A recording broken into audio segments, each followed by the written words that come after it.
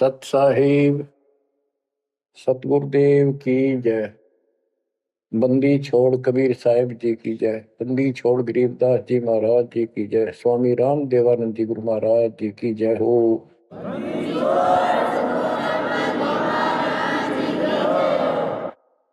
सर्व संतों की जय, सर्व भक्तों की जय, धर्मी पुरुषों की जय। श्री काशी धाम की जय, श्री सुडानी धाम की जय, श्री क्रोथा धाम की जय, श्री बरवाड़ा धाम की जय। सत साहिब परम पिता परमात्मा कबीर जी की प्यारी आत्माओं, परमेश्वर की असीम रजा से, अपने पिता की असीम कृपा से आज इस घोर कलयुग के अंदर अपने को धर्म कर्म करने का प्रॉपर ज्ञान हुआ, विशेष ज्ञान विधिवत, और सच्चा ज्ञान, सच्चा भगवान, सच्ची भक्ति, और आपको पूर्ण सतगुरु प्राप्त हुआ। बच्चों, इस गंदे लोक में आकर परमात्मा भुला दिया हमारे को, भूले नहीं। ये त्रिगुणमयी माया, रविगुण धर्मा से निकल रहा गुण, सतगुण विष्णु जी से, तमगुण शंकर जी से हमारे ऊपर इतना जबरदस्त प्रभाव रखता है कि हम सब भूल जाते हैं और इनसे प्रेरित होकर के सारे उल्टे काम करें। ब्रह्मा जी के गुण से या ठाठ बाट की इच्छा होती है, राजपाट की इच्छा होती है, और संतानों उत्पत्ति बाई फोर्स कराई जाती है। जीव के वश का नहीं होता। और फिर ममता मोह एक ऐसा रोग लगा रखा है, ये सबता लग जाता है।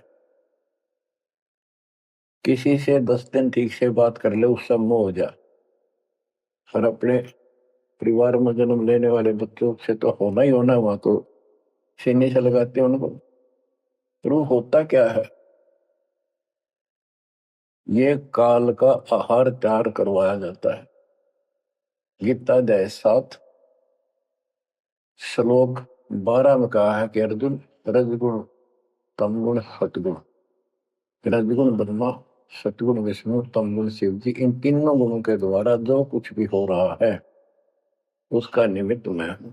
मैं इनमें नहीं, यानी मैं इनसे अलग हूं, ऊपर हूं।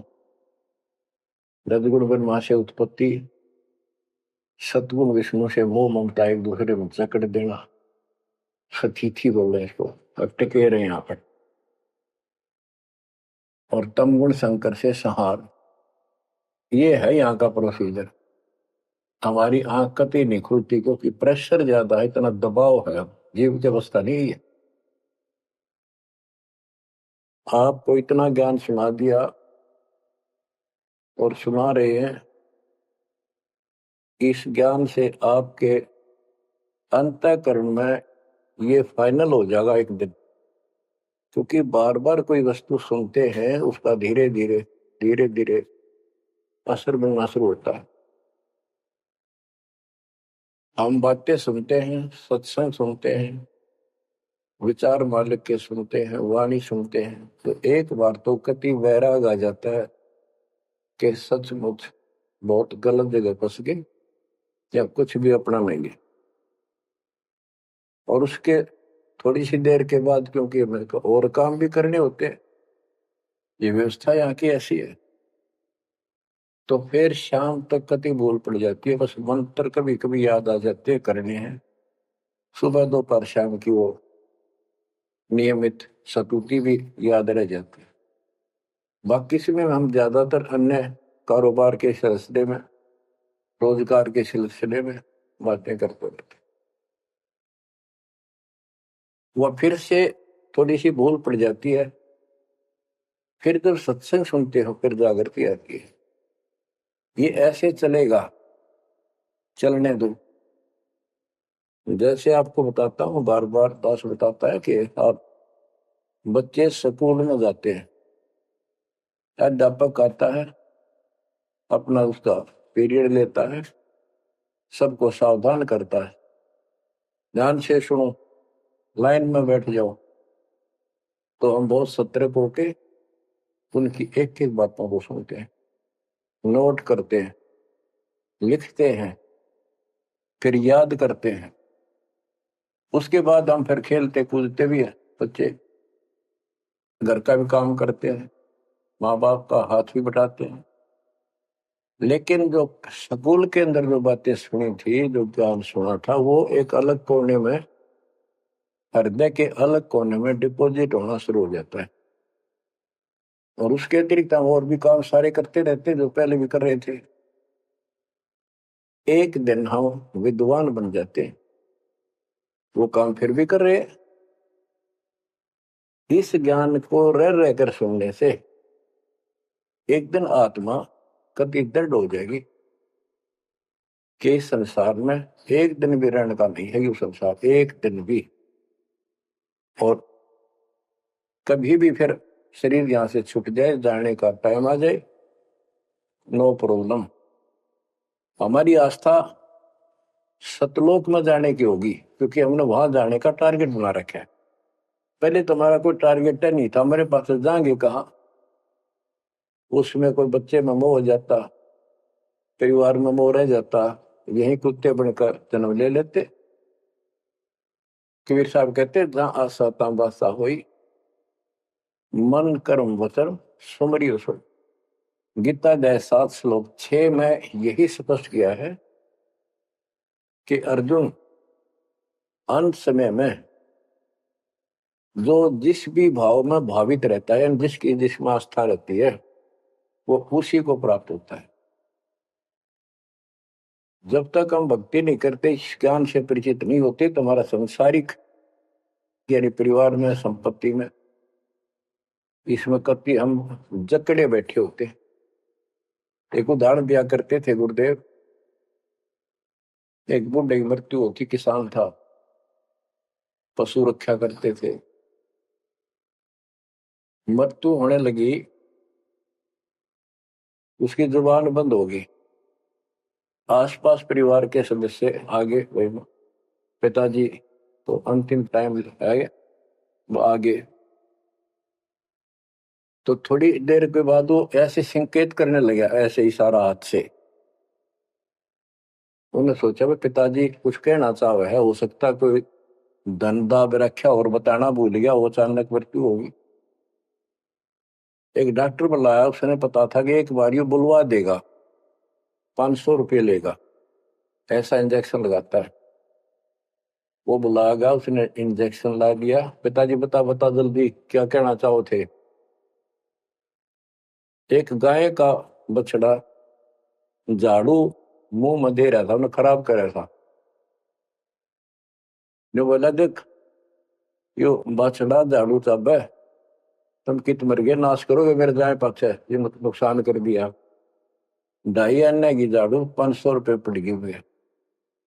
जहां साता बादशाह हुई, वहीं पर कुत्ता गधा पशु बढ़कर वहीं जन्म लेगा। तो हमारी ये वृत्ति यहाँ से हटेगी इस ज्ञान से। अंतिम समय आप यहाँ कुछ याद नहीं आओगा। इस ज्ञान में सुनते रहे और भक्ति करते रहे, मर्यादित रहे। ज्ञान के साथ साथ यह भक्ति आपको सहारा देगी अंतिम समय में, मन को उधर धकाने के लिए। वैसे नहीं धकता है, बहुत ताकतवर है, ब्रह्मा विष्णु महेश मन का आधार मान रहे। ये ज्ञान और इस भक्ति की शक्ति इस आत्मा को न धका देगी ऊपर में। अंत समय में सेकंडों के अंदर सतलोक बैठे पाएंगे। इस पर लगे रहना, इस मार्ग से जैसे दास आपको बताता जाएगा। अमर करूं सतलोक पठाऊं, ताते बंदी छोड़ कर। कबीर साहब कहते हैं, मैं अमर करूं सतलोक पठाऊं भेजूं, इसलिए बंदी छोड़ कर लाता। अब यहाँ ये क्यों हो रहा है, क्या हो रहा है, आपको सब पता है। पहले तो नहीं था, पर अब पता लग गया आपको, बिल्कुल सही पता लग गया। माता पिता के सामने बच्चे एक या दो तुरंत मर जाते हैं, टक्कर मारते रह जाते हैं, हाथ कुछ नहीं आना, और कई महीने वर्षों तक उनकी याद सताती रहती। हम इतने विवश हैं, हम इतने बंद में हैं, हम कुछ नहीं कर सकते, लाचार हैं। एक राष्ट्रपति किसी देश का या प्रधानमंत्री या अन्य कोई शख्स मानता अपने आप को, उसका इकलौता बेटा मर गया, प्रधानमंत्री, टक्कर मारा वो टक्कर, और उससे पहले जब आकाश में वो थी उसकी तुती, साथ में आकाश में रहा था, उसका दिमाग धरती पर पटक दिया। एक बताते हैं महाभारत में प्रकरण आता है, द्रोणाचार्य ये गुरु था कौरव पांडवों का, और शिक्षा दिया करता मोह मत करो, मोह सबसे बड़ा खतरनाक है। द्रोणाचार्य का जब लड़का अश्वत्थामा मरा नहीं था उस समय तक, ये कह दिया गया कि अश्वत्थामा मर गया।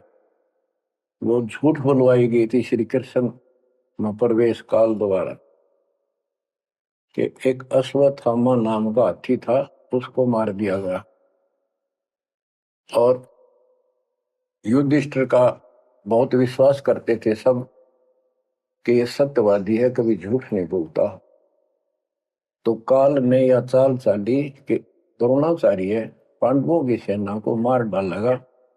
बहुत जबरदस्त तीरंदाज है, बहुत गजब का सूरवीर निशानेबाज है, इसको कंडम किया जाए। तो उसको कंडम करने का तरीका अपना कि इसको यह झूठी खबर फैलाई जाए कि अश्वत्थामा का बेटा मर गया युद्ध में, फिर ये पागल हो जाएगा। ऊपर तक दुनिया गीत गाती है, जब लग गए अपने जब पता लग गए तो युधिष्ठिर से झूठ बुलवा दिया कि तूने कह दे कि अश्वत्थामा पीते, अश्वत्थामा मर गया, तेरी झूठ भी ना होगी, हाथी मर गया ना, ये हो जाएगा। तो पहले तो युधिष्ठिर माना नहीं, फिर ये कहा कि हाथी मार दिया है तो झूठ थोड़ी है।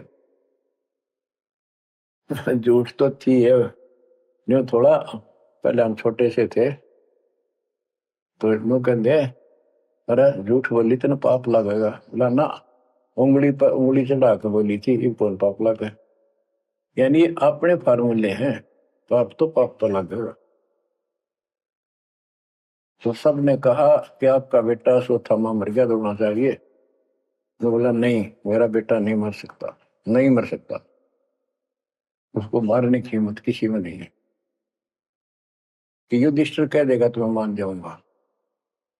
तब युधिष्ठिर ने कहा अश्वत्थामा थे नर नर, तो जोर तो बोल दिया, और आदमी या हाथी ये नहीं कह सकता, वो मन मन में बोल दिया। तो यह बात सुनकर अश्वत्थामा थे, अश्वत्थामा मारा गया। आगे कड़ा सुना था द्रोणाचार्य नरवा कुंजर कह गया, वो इतना पागल ने ढाल हो गया, टक्कर मारा, कति कंडम हो गया, उसने हथियार भी नहीं उठा उसने। और पांडवों ने वो गढ़ जीत लिया उस साइड का जहां वो मोर्चा डटे खड़ा था। तो बच्चों, ये मोह इतना जबरदस्त है, जीव के बस का नहीं है। पर बनता कुछ नहीं, बचाओ कुछ नहीं। तो इसका बचाओ अब है तो ज्ञान हो। ये ज्ञान जो दास बता रहा है, ये आपके हृदय में जच जा कति, ये कुछ भी अपना नहीं है, 100 की 100 साची है, पर मन मानना तैयार नहीं, आत्मा को दबाए रखा है। ये सब काल आहार हमसे पैदा करा जाता, जैसे कसाई बकरे पालता है। कसाई बकरे पालता है, उनके लिए सरागाह बनाता है, सुंदर तालाब बनाता है पानी पीने के लिए, उनके लिए छाया गर्मी सर्दी ओलों से बचने के लिए शेड डालता है। पहले झोंपड़ी डाला करती थी घास फूस के लकड़ी से, अब टीनों का शेड बनाते, पंखे लगा दिए गए। और ये समझो कि जैसे कसाई ने 3 पाली रखे हैं नौकर, एक बकरे मोल लाके वहां छोड़ता है, दूसरा उनकी पालन पोषण करता है, और तीसरा उनमें से निकाल के और अपने कटवा देता, बेच देते हैं, कसाई को सौंप देता है। ये प्रोसीजर है यहाँ पर। जैसे एक कसाई कभी कभी आता रहता है, बकरों को देखता है, संभालता है, तो उनके कमर पे हाथ मारता, शरीर पे, और वो उसको अपना एक बहुत हमदर्द मित्र मानते हैं, मालिक मानते हैं। देखो हमारे को कितनी सुविधा दे रखी है, पानी क्या, घास क्या, गर्मी सर्दी से बचने का। वो देखता तो हाथ मार के ऐसे है कि ये कितनी कीमत का हो गया, कितना मांस है इसमें। और वो समझते हैं ये प्यार करे हमारे से, कसाई लाड करता है, वो भी उसको प्रतिफल में जीभ से चाटते हैं उसका हाथ, प्यार करते हैं। और कई कई तो उसके ऊपर पैर फैला कर उसको प्यार देना चाहते हैं, सीने से लगाना चाहते हैं। बकरे ऐसा पशु भी प्यार देते हैं, उसको अपना मानते हैं। वो देख रहा है इसमें मांस कितना है, और नौकरों को बता देता है इनको निकाल लो। उसका कोई रहम नहीं है, कितना लाड करो, कितने उसके गुण गाओ। उसने उद्देश्य यही है, मतलब यही था उनको पालने का। कबीर साहब कहते हैं, खाई खुराक का पहन पोशाक का यम का बकरा पलता है। या बढ़िया बढ़िया माल खा के और सुंदर सुंदर कपड़े, ड्रेस, कटपट फैंसी के कपड़े, ये पहनेंगे वो पहनेंगे। कहते खाई खुराक का पहन पोशाक का यम का बकरा पड़ता है। काल के बकरे पड़न लग रहे हो तुम। इन बातों को बच्चों अच्छी तरह हृदय में बैठा लो, एक कोने में। संसार में रहेंगे, रहना पड़ेगा, लेकिन परमात्मा की शरण में रहेंगे, मर्यादित रहेंगे। काल का कोई अटैक आप पर नहीं होगा, ना आपके परिवार पर होगा, ना किसी धन संपत्ति व्यवसाय पर होगा। ये सत्कर मान लेना। हम मर्यादा को हल्के में ले लेते हैं, और ये हमारे विनाश का कारण होता है। गलती हम करते हैं, कोई काल का ऐसा अटैक आने का समय हो गया, वो नुकसान हो गया, तो भक्ति और छोड़ देते हैं, हो गया सर्वनाश। भक्ति छोड़ दी, भगवान की शरण छोड़ दी, फिर और कहाँ ठिकाना रह गया। कटी पतंग हो गई। कटी पतंग का कोई अस्तित्व नहीं रहता, कुछ देर उड़ जरूर सकती है, अंत में पता नहीं कि करके बबूल के पेड़ में उड़ के फड़फड़ कर कपाटती है। ऐसे फंसे रह जाओगे तुम इस काल के जाल में, कांटेदार झाड़ियों में, इस गंदे लोग। तो बच्चों, मर्यादा को हल्के में ला लो। जैसे हमने इतने सारे नियम बना दिए, भक्ति करनी है तो इनका पालन करना पड़ेगा, नहीं तो फिर गधे बनकर कुमार के नियम में चलना पड़ेगा। एक कदम भी अपनी मर्जी से नहीं जा सकते, बैल बनकर नाथ डल जाएगी, छच्चर बनकर बग्गी में दौड़े जाओगे, रेड़ी में, फिर चलेगी क्या आपकी मर्जी। असंग जन्म तन मृत्या हो गए, जीवित क्यों नाम रह रे। दुआ दस दर मद मैल मठ बोरे, बोर ना दे धरे रे। तो बच्चों जीवित मर लो, इन बातों को छाती में धर लो, हृदय में बैठा लो, कति मस्तिष्क में। ये संसार आपका नहीं है, ये परिवार आपका नहीं, ये संपत्ति या कार कोठी तेरी नहीं, गरीब काया तेरी है नहीं, ये माया कहां से हो। चरण कमल में ध्यान रख, इन दोनों को खो, इनको भूल जा, अपने गुरु जी के चरणों में ध्यान रख, उनके बताए दिशा निर्देश के आधार से अपना जीवन निर्वाह कर। बच्चों आंख खोल लो, बार बार ये बातें बताई जाती हैं। जब ऊक चुक हो जाएगी फिर तो रोना शेष रहेगा, नथिंग एल्स। इस मार्ग में अहंकार इंसान को मारता है। किस चीज में अहंकार करो, माया होगी तो अहंकार होगा, कोई पोस्ट पद ठीक सी होगी तो अहंकार होगा, शरीर स्वस्थ है, थोड़ी सी जान है, अहंकार हो गया। एक परिवार में 5-4 लाठी ठानिए हो गए तो अहंकार हो गया,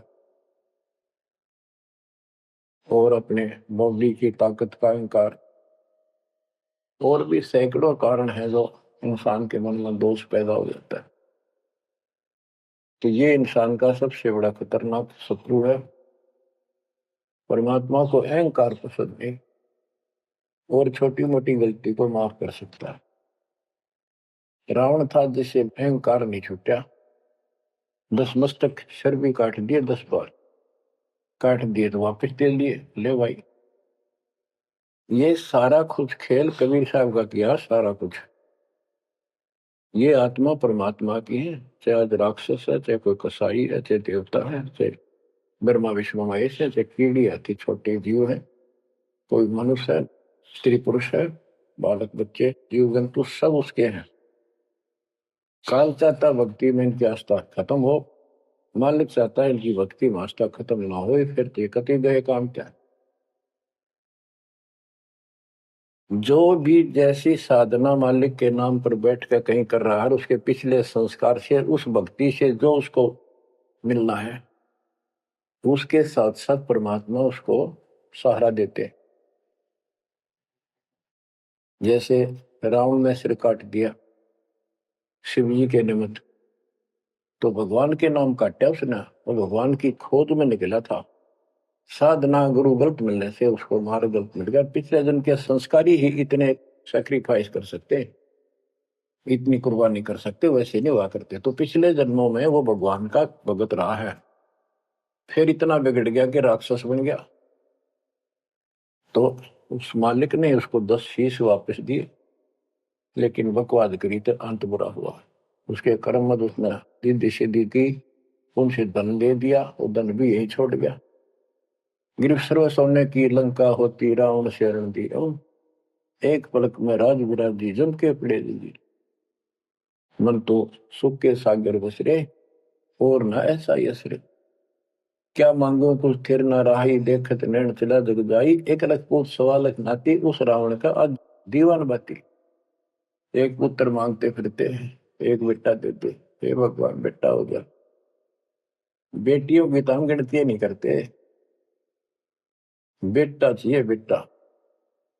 वो किस लिए उगलफहमी पैदा कर रखी थी कि बेटा ना हो तो गति नहीं होगी माँ बाप की, क्योंकि अंत समय में जेठा बेटा, बड़ा पुत्र माँ बाप का अंतिम संस्कार करा, यानी उसने फूका है, फिर उसकी अस्थि डाल का है, फिर उसकी क्रियाक्रम करावे, तो उसकी गति हो।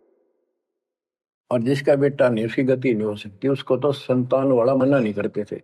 अब तो ये चांदना होगा, रोशनी होगी, बेटा बेटी है। कितनी मूर्खता का काम था। लेकिन काल ने तो उल्टी पढ़ाई पढ़ानी, उल्टा रास्ते डालना, वो होना एक परंपरा बनाकर बैठ गए। वो एक लकीर गया फकीर होंगे। जैसे राजा दशरथ का सबसे बड़ा बेटा रामचंद्र था, उसको राज दे दिया, और फिर उसको वनवास देना पड़ गया मजबूरी में। रामचंद्र जी वनवास में चल पड़े। राजा दशरथ का इतना मोह था अपने बच्चों में, रामचंद्र में विशेष, और जो बिछुड़ा उसमें ज्यादा हुआ करे। तो नो चल पड़ा, महल के ऊपर चढ़ के देखा, दिखता रहा, पर नहीं दिखा तो चौबारे की अटारी पर चढ़ गया। चौबारे पर चढ़ कर जहां तक उससे दिखा, फिर मुंडेर पर चढ़ गया, एडी ठाई गिर गया, वहां से जमीन पर गिर गया, गिरते मर गया। अब रामचंद्र वापस नहीं आया, उसका अंतिम संस्कार किसने करा? वो पूछने वाला वे मंदबुद्धियों ने, जो दुनिया को भ्रमित क्या करते थे, किसी की अकल वहां नहीं गई वहां तक। जेठा बेटा था ही नहीं, फिर उसके अंतिम संस्कार किसने करे? दूसरे ने करे होंगे। तो ये बात कहने की है, तो इसका मतलब उसकी गति हुई नहीं। बेटा होते हुए भी अंतिम संस्कार नहीं कर सका। तो इन बातों ने छोड़कर सतगुरु कबीर साहब द्वारा जो ज्ञान दिया है इस पे दृढ़ हो जाओ। देखो हमारी सारी बात उल्टी है। भक्ति मार्ग में बेटा है बेटी है, अच्छी बात है। परमात्मा के चरणों में लग गए दोनों तो हम तो बरी से हो गए, क्यों भगवान आप पर खड़ा हो गया। और बेटा भक्ति नहीं करता बेटी करती है तो एक कोडी का नहीं हो बेटा किसी काम का।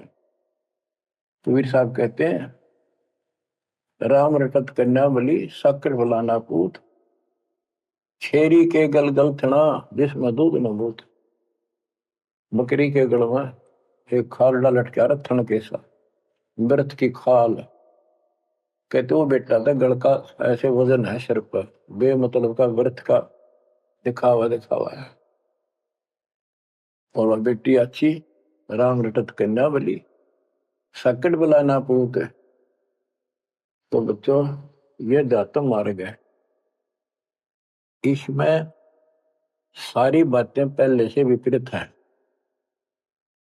देखो बेटा ना होगा बेटी बेटी होगी तो यहाँ सृष्टि नहीं चलेगी, और बेटी बेटी होगी बेटा नहीं हुआ तो भी दिक्कत संसार की सृष्टि में आ सकती है। बाकी भगत का कोई फर्क नहीं पड़ेगा।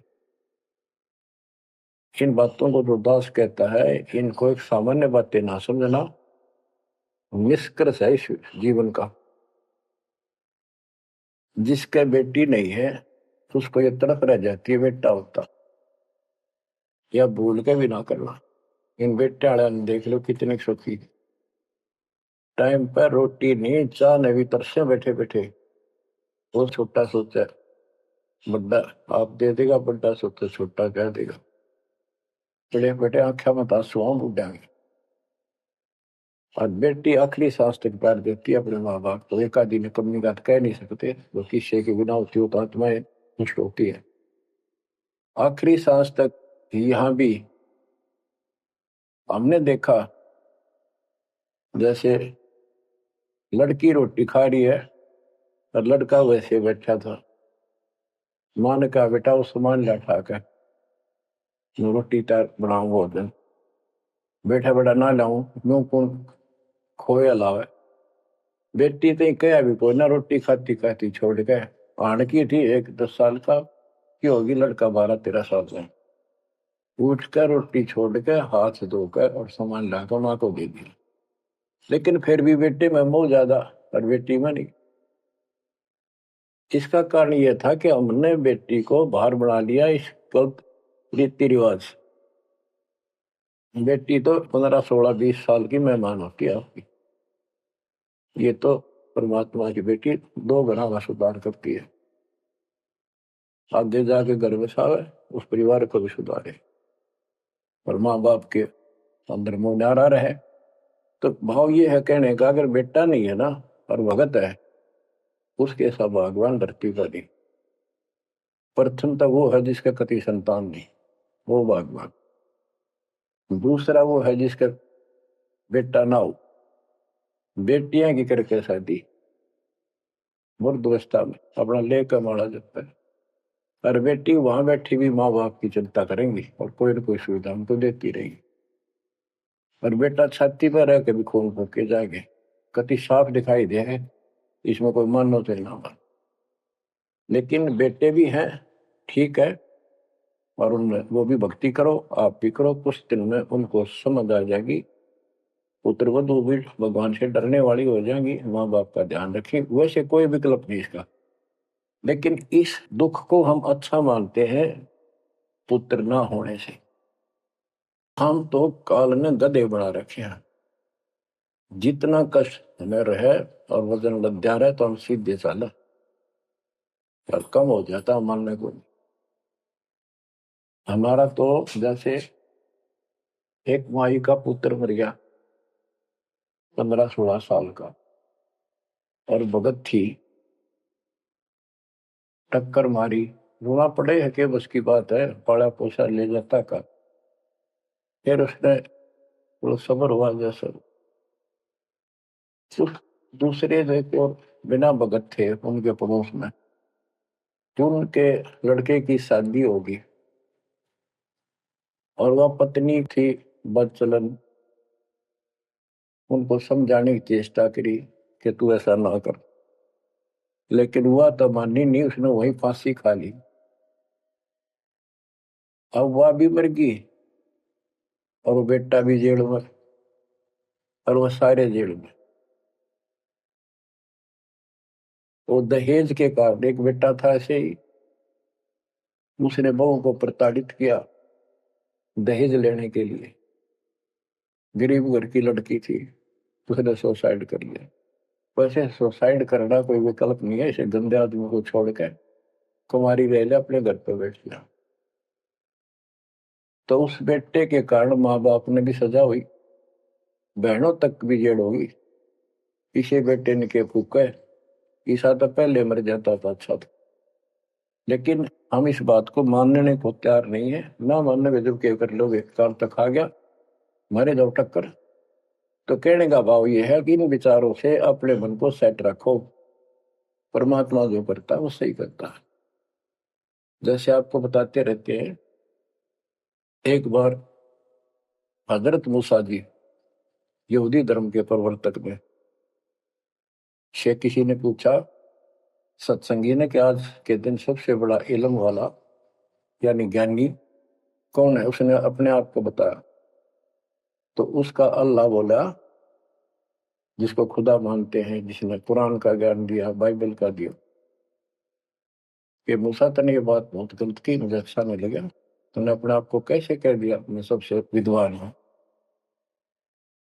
अब मूसा जी भी अपनी जगह ठीक थे जी, यो ज्ञान आपसे प्राप्त हुआ, आप भगवान खुदा हो, और खुदा जो ज्ञान देता हुआ सबसे उत्तम होता है, मैं उसी के आधार पर कह दिया। बोला नहीं, तेरा ज्ञान तो अल खिजर के ज्ञान के सामने फासिल भी नहीं, कुछ भी नहीं है। तो अल खिजर के पास मूसा जी पहुंच गए। अल खिजर जी ने कहा, कबीर साहब थे वो, कि मेरी तो बातों को माननेगा नहीं, विश्वास नहीं करेगा, जो मैं को बातें माननी पड़ेगी, तो ऑब्जेक्शन नहीं होना चाहिए, और बोल लेगा नहीं, देखता देखता रही। मूसा जी बोले, बिल्कुल महाराज, जैसे आप कहोगे, मुझे सब्र करने वाला पाओगे, कति मैं ऑब्जेक्शन नहीं करूंगा आपकी बातों में। अगर तू खरा उतरा तो ज्ञान बताऊंगा, ना बताऊंगा। उसने रास्ते में चलते एक जवान लड़का था, 17-18 साल का, अलखीजर ने पकड़ के और उसकी गर्दन पकड़ के मार दिया। तो मूसा जी बोले, तनिष बे दूसरे को मार दिया, तेरा दिमाग खराब है, क्यों क्यों मारा तेने, क्या बिगाड़ा तेरा इसने। तो अलखीजर बोला, मैंने कहा था मैं जो करूँ तू देखता रहिए, बोलना नहीं है, मेरी क्रिया पे अविश्वास ना करना। मूसा जी ने अपनी गलती मानी, चल पड़ा। ऐसे ऐसे 2-3 और कारण गए, सब में उसने ऐसे ऑब्जेक्शन किया, आखिर वो बिना हार गया। मूसा कि मैं इस योग्य नहीं, मैं आपकी बातों को विश्वास करता रहा हूँ। लास्ट बता दिया कि इस क्रिया के बाद तो फिर ऑब्जेक्शन किया तो मैं तेरे से बात नहीं करूंगा, ना पे बताऊंगा। ज्ञान बोला जी ठीक है, उस पर भी हार गया वो। तब अल खिजर बोला, सुन ले, ज्ञान तो तूने बताऊ नहीं, तो वो लड़का क्यों मारा था।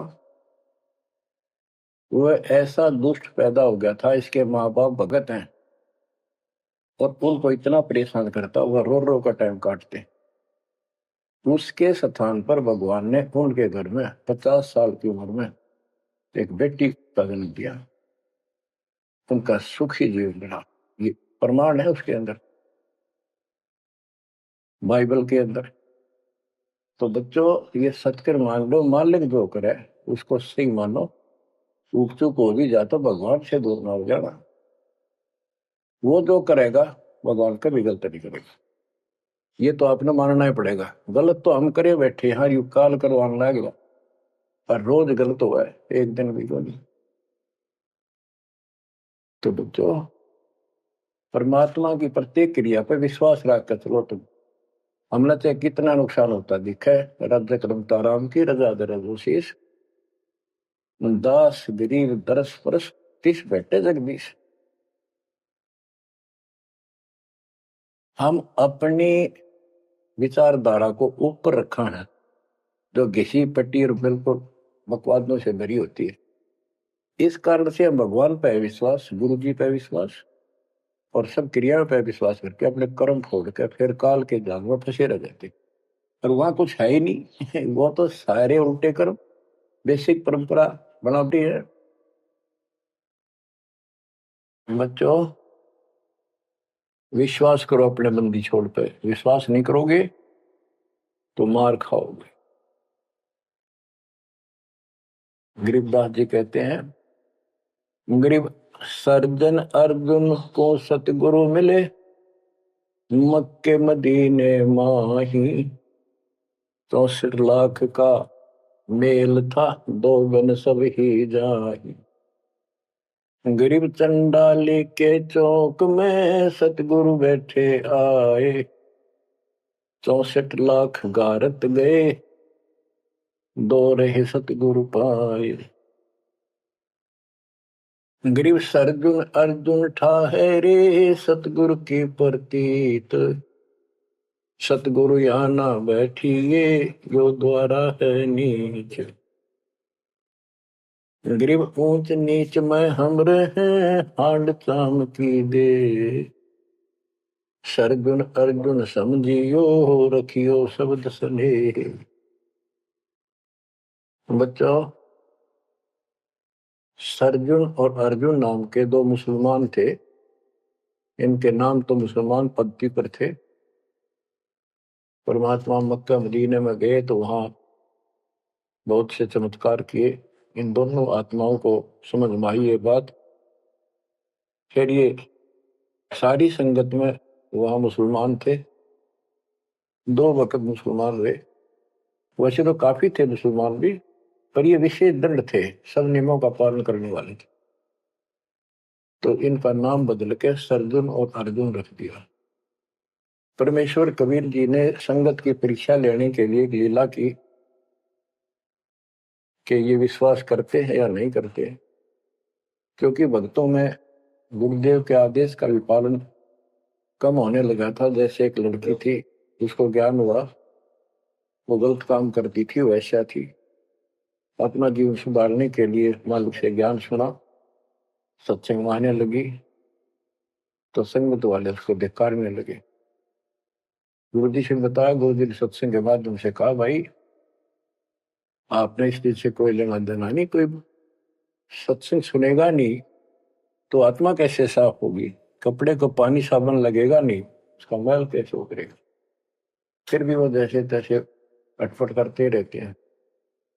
एक दिन मालिक ने परीक्षा ली, एक लड़की उस वैश्या को हाथी पर बैठाया, हाथी किराए पर लिया, हाथ में गंगा जल, सफेद पानी बोतल में भर लिया जैसे शराब हो। लड़की के कंधे पर हाथ रख लिया, सारी काशी में घुमा दिया, साथ में रविदास जी थे। तो जितने भी सबको पता चलता है, लोग देखते गए, शिष्यों को बुला बुला के लाओ, देख हम तो क्या करते, वहां पर वैश्या तक जाती है, दुल्हा कैरेक्टरलेस है। पहले तो हम भगवान क्या करते उसको, इतने सुख दे दिए, जान निकली पड़ी थी, टोटा दुखी कर रहा था, शरीर में कष्ट थे, कहीं सुबह का रोटी भी नहीं थी, और इतने ठाठ कर दिए गुने दिनों में। जब तो भगवान थे, आज वो शैतान लगे। ये हमारी कमजोर बुद्धि, जीव बुद्धि की सोच थी। सब परमात्मा को छोड़कर दूसरी साधना करने लग गई। गरीबदास जी कहते, बड़ुआ बड़ुआ सब कहे, कोई ना जाने खोज। क्यों ऐसे किया था उस बालक ने, इसको कोई नहीं समझ सका। दास गरीब कबीर कर्म, बट सर का बोझ। कि वो इतने शिष्य बना लिए थे, उसका भार गुरु पे होता है उनको पार करने का। अब वो सारे निकम्मे हो गए थे, अविश्वास कर रहे थे, मर्यादा का पालन नहीं करते थे, तो एक का झटके में सारे आप पड़ गए, वो भार सारा उतर गया। तो उस समय अर्जुन सर्जुन बाहर गए हुए थे, उनका ड्यूटी लगाई थी, तू जाया करो मुसलमानों के मेला में, वहां समझाओ लोगों को। तो मक्का मदीना से ये आए। उस समय सारी लीला हो चुकी थी। और कबीर साहब उनकी परीक्षा के लिए उस दिन भी उस लड़की के घर जा बैठे, वैश्या के आंगन में। अर्जुन सरजुन को बताया कि गुरुजी तब भाई कति गिर गए, जुल्म कर दिया, सरेआम वैश्या के साथ हाथी में घूम रहे थे, शराब पी रहे थे। अर्जुन सरजुन को विश्वास नहीं हो रहा था कि ऐसी क्या बात कर रहे हो, ऐसी बात कहने से ही पाप लगता है गुरु जी के प्रति, तुम ये बोल क्या रहे हो। तो एक बोला मैं अभी देख का हूँ, आज भी वहीं बैठे ना, एक ही न तो जा देख ले, देख लो जाके। वो दोनों वहां गए, परमात्मा बैठे थे, लड़की पैर दुबारी, गुरु जी बैठे चारपाई पे, बेटी बैठी नीचे। तो गुरु जी को शिक्षा देते हैं, गिरिव सरजुन अर्जुन ठहरे सतगुरु के प्रतीक, यानी उनने कुछ दृढ़ता दिखाई थी, फिर जाके देखा तो वहां सतगुरु से बोले, सतगुरु आना बैठिए यो द्वारा है नीच, हे सतगुरु आप यहां ना बैठो, ये तो एक नीच औरत का घर है। परमात्मा बोले, गरीब ऊंच नीच में हम रहे, ये हाड चाम की दे, तुम्हारी हाड चाम की दे है इसकी बोई। अर्जुन अर्जुन समझियो रखियो शब्द स्नेह, तुम समझ जाओ, अपनी भक्ति कर लो, जो नाम दिया, इन बातों में कुछ नहीं दे। तुम गुरु को शिक्षा देते हो तो मेरे गुरु हो गए। ऊंच नीच में हम रहे, ये हाड चाम की दे, सरजुन अर्जुन समझियो हो रखियो शब्द स्नेह। तो उनकी आंखें जब खुल गई, पैर पकड़ लिए, माफ करो गुरुदेव, मेरे नीच आत्मा है, हमसे बड़ी भूल होगी, क्योंकि वो चाहती है मुक्ति। फिर परमात्मा ने कहा, बेटा कितनी बात बना लो एकदम, मेरे प्रति वो भाव थारा हो नहीं सकता, तुम्हारे मन में मैल आ चुका है, और ईब मेरे इस शरीर से गुरु रूप से तुम पार नहीं हो सकते। फिर रोए बुरी तरह जी, फिर उद्धार कैसे होगा। फिर बता कि दिल्ली से 10 मील दूर पश्चिम की ओर किसी गांव में हम फिर आएंगे, हमारा एक भक्त आएगा, उसको दीक्षा देंगे, दीक्षा उससे लेकर तुम कल्याण को प्राप्त होगे। तो वो कहते हैं वहां से चल के वृद्ध अवस्था में हमायू गांव है खरखोदे के पास, वहां आकर उनके कति वृद्ध हो गए, मालिक की कृपा से वो 200 साल जिए ऊपर से। और फिर गरीबदास जी को परमात्मा मिले 10 साल की उम्र में, उनको दीक्षा का आदेश दिया। तब उसने वहां से दीक्षा लेकर वहीं शरीर छोड़ दिया, छुड़ानी में। उनकी अभी तक हमारे सामने बताओ थे, हम जाने लगे जो 10 साल पहले, या भूरी वाले महाराजा करते गरीबदास जी, उन्होंने वो मंडी खुड़वा दी, उनके दोनों की यादगार बनी हुई थी, इसलिए खुड़वा दी कि लोग इन पूजन लाग जाए गरीबदास जी को छोड़ के। तो कहने का भाव यह है, बच्चों आंख खोल लो, इन बातों में कुछ इंदिरा, गुरु के प्रति कभी अविश्वास नहीं होना चाहिए, और परमात्मा की प्रत्येक क्रिया को शिरोधार्य होना चाहिए। आंख खोल लो, परमात्मा बार बार यह मौका नहीं देगा आपको, समझा है तो सिर दर पाओ, बोर नहीं रे ऐसा दो। ये संसार समझदा नहीं, कहना शाम दोपहरे में, गरीब दास ये वक्त जात है, रोओगे इस पैरे। भक्ति नहीं करते वो न्यू रोएंगे, गलत साधना कर रहे वो रोएंगे, ये सच्ची भक्ति करके मर्यादित ना रहे तो तुम रोओगे। कभी सिद्ध हो जाओ, समर्पित हो जाओ, मालिक के चरणों में सदा ध्यान रखो, बुराइयों से बचो, सेवा सुमन दान करो, मर्यादा का निर्वाह करो, मालिक आपको मोक्ष दे। सत साहिब।